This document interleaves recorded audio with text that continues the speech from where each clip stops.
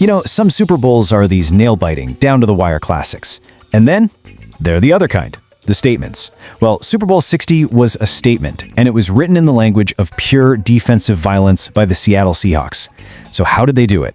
How did one team so completely dismantle another on the biggest stage? Let's break it down. 29-13. That was the final score.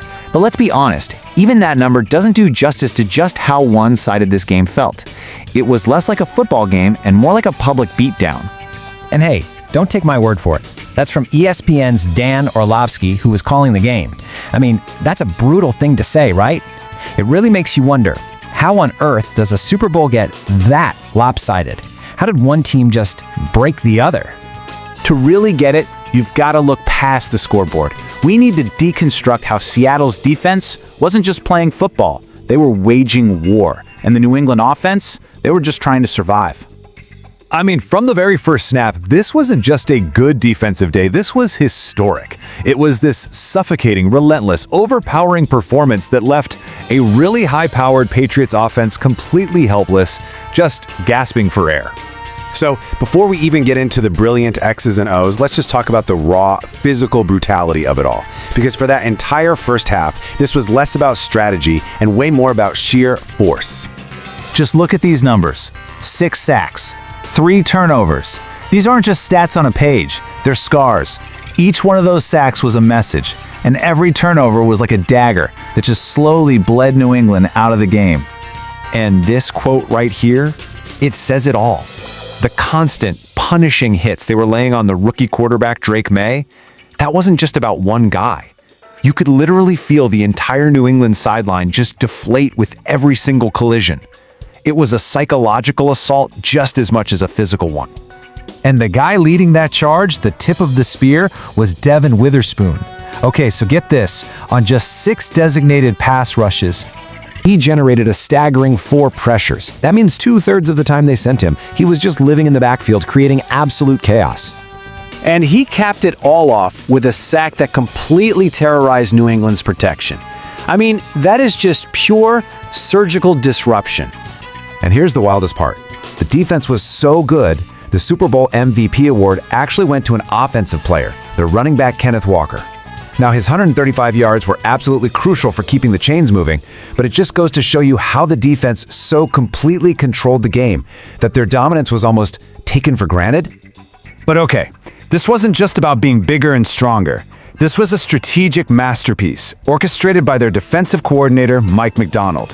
He didn't just outmuscle the Patriots, he completely outthought them at every single turn. So this right here, this is the secret sauce. Everyone watching the game knew that the Patriots rookie left tackle, Will Campbell, was a major liability. So what did Seattle do? They attacked the other side. They knew New England would slide all their protection towards Campbell to help him out, which left the right side wide open for them to create overloads and get the one-on-one matchups they wanted. It was just pure genius. And they used these incredibly creative schemes to pull it off, like the zero pop-out blitz. To the offense, it looks like an all-out 7-man jailbreak. You're just bracing for impact. But then, right at the snap, 2 of those big guys in the middle drop back into coverage. It totally messes with all the blocking assignments. In today's NFL, that split second of confusion, man, that's an eternity. So let's just walk through this. Step 1, they show a 7-man pressure right at the line. Step 2, at the snap, 2 of those interior guys pop out into coverage. This leads to step 3, where the offensive line is now blocking empty space, literally blocking air. And the result? Step 4, a free, unblocked rusher, in this case Witherspoon, is screaming off the edge for an easy shot at the QB. Devastating. But it wasn't just one trick. Oh no, they threw the whole playbook at New England. They used simulated pressures where they'd show a big blitz and then drop 7 guys into coverage. They used those overloads to create all kinds of mismatches. And they rolled out this super versatile secondary with 6 defensive backs on the field who could all run, cover, hit, and blitz. It made them completely unpredictable. So, what happens when you combine that kind of physical dominance with that level of strategic genius? Well, you get a total and complete collapse from the other team. Let's go back to that rookie left tackle, Will Campbell. The plan worked to perfection.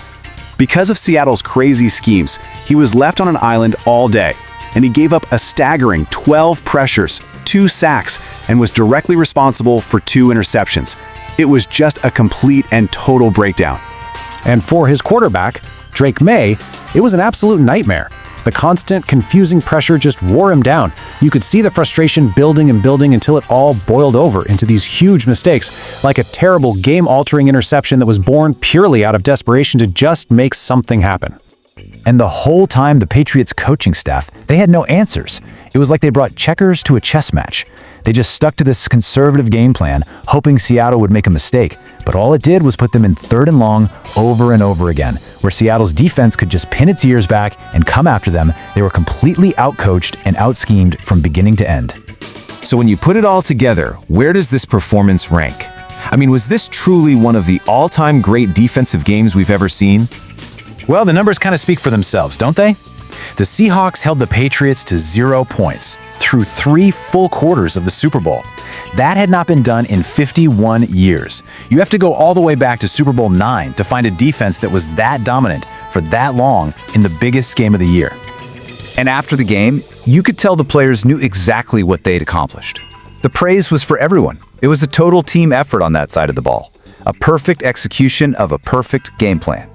They knew they had just done something really, really special. Which really leaves us with this final thought. We live in an age of offensive fireworks, right? It's all about quarterback records and fantasy points. But on the biggest stage, with everything on the line, Super Bowl 60 was this violent, beautiful reminder that an innovative, suffocating, and perfectly executed defense might just be the most powerful force in all of football.